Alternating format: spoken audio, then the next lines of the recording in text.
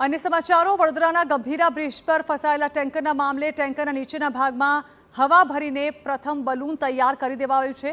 Air બલૂનને ટેન્કરમાં નાખીને બહારથી operate કરવાની કામગીરી હાથ ધરાઈ છે। સ્થળ પરથી તમામ કર્મચારીઓને હાલ હટાવી લેવામાં આવ્યા છે। 900 મીટર દૂર કંટ્રોલ રૂમથી ઓપરેટિંગ શરૂ કરી દેવામાં આવ્યું છે અને હવે આ ટેન્કરને હટાવવાની ગતિવિધિઓ તેજ કરી દેવામાં આવી છે। તસવીરો આપ જોઈ રહ્યા છો જે બલૂન થકી આ ટેન્કરને હટાવવાની કામગીરી શરૂ કરવામાં આવનાર હતી તેનો પ્રથમ તબક્કો શરૂ થઈ ચૂક્યો છે। તેના ટાયરના નીચેનું બલૂન જે છે તેને હવા ભરીને તૈયાર કરી દેવામાં આવ્યું છે। ત્યારબાદ તેને પુશ કરી અને જે ટેન્કર છે તેને પુલ પરથી ખેંચી લેવામાં આવશે, પરંતુ આ કામગીરીને લઈને કોઈ દુર્ઘટના ન સર્જાય, કોઈ જાનહાનિ ન થાય તે માટે ખાસ તકેદારીના પગલાં પણ લેવાયા છે।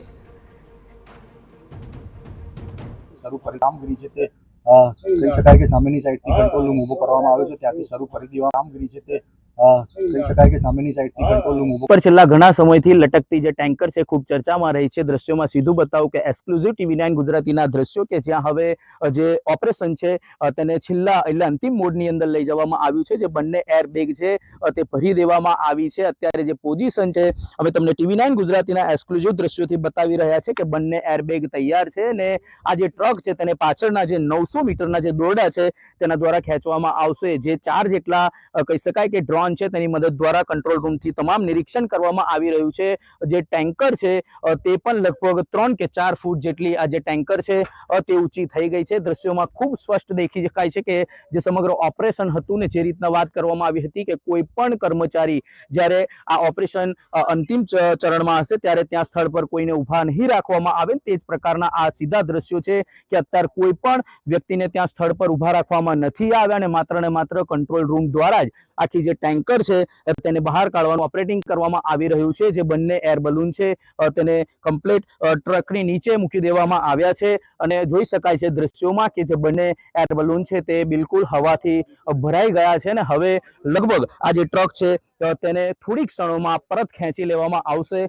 જે પ્રકારે વહેલી સવારથી આજે TV9 ગુજરાતીએ અહેવાલ રજૂ કર્યો હતો કે આ જે ટ્રક છે તે ટૂંક સમયમાં એટલે કે નક્કર પરિણામ આજના દિવસમાં મળશે અને તેના જ અનુસંધાને લાગી રહ્યું છે કે આજે જે મરીનની ટીમ દ્વારા જે કાર્યવાહી કરવામાં આવી હતી કર્મચારીઓનો પણ ખૂબ મોટો જમાવડો જોવા મળી રહ્યો હતો અને ત્યારબાદની જે આ કામગીરી છે કહી શકાય કે અત્યારે સાંજના જે 5:30 વાગે જે કામગીરીને અંતિમ મોડ આપવામાં આવ્યો છે। જોઈ શકાય છે 4 જેટલા જે ડ્રોન છે જે તમામ ડ્રોનોની મદદ દ્વારા કંટ્રોલ રૂમ દ્વારા આ નિરીક્ષણ કરવામાં આવી રહ્યું છે અને જે પાછળની ભાગે 900 મીટર જેટલા લાંબા દોરડા છે તે તમામ દોરડાઓ આ ટ્રકને ખેંચી લેશે અને જે પ્રકારે આખો એક્શન પ્લાન તૈયાર કરવામાં આવ્યો હતો પોરબંદરની વિશ્વકર્મા ઇમરજન્સી જે જોઈ શકાય છે દ્રશ્યોમાં કે જે પ્રકારે આ ટેન્કરને ખેંચવામાં આવી રહી છે, ખૂબ જ કહી શકાય કે એક્સક્લુઝિવ દ્રશ્યો અમે TV9 ગુજરાતીના માધ્યમથી આપણને બતાવી રહ્યા છે કે જે પ્રકારે આખી ટ્રક છે તેને પરત પાછળના ભાગમાં ખેંચવાની શરૂઆત કરી દેવામાં આવી છે। જે પાછળ કહી શકાય કે જે દોરડાઓ 900 મીટર લાંબા દોરડા છે તેના દ્વારા આ જે ટ્રક છે તેને ખેંચવામાં આવી રહી છે। અત્યારે પ્રથમ દ્રષ્ટિએ જે ટ્રક છે તે એક લેવલ બનાવી દેવામાં આવ્યું છે ને હવે ટૂંક સમયમાં આ ટ્રકને પરત ખેંચી લેવામાં આવે તેવા સંકેત દેખાઈ રહ્યા છે।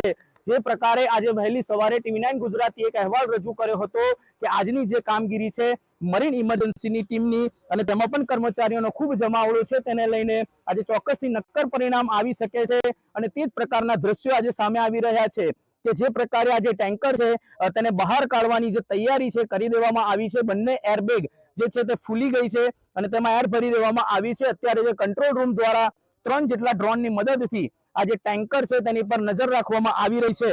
દ્રશ્યોમાં સ્પષ્ટ જોઈ શકાય છે કે આ ટેન્કર ટૂંક સમયની અંદર પાછળના ભાગે દોરડા વડે ખેંચવામાં આવશે અને આ ટેન્કરને બહાર કાઢી લેવામાં આવશે। ધર્મેશ પટેલ TV9 કામગીરી છે તે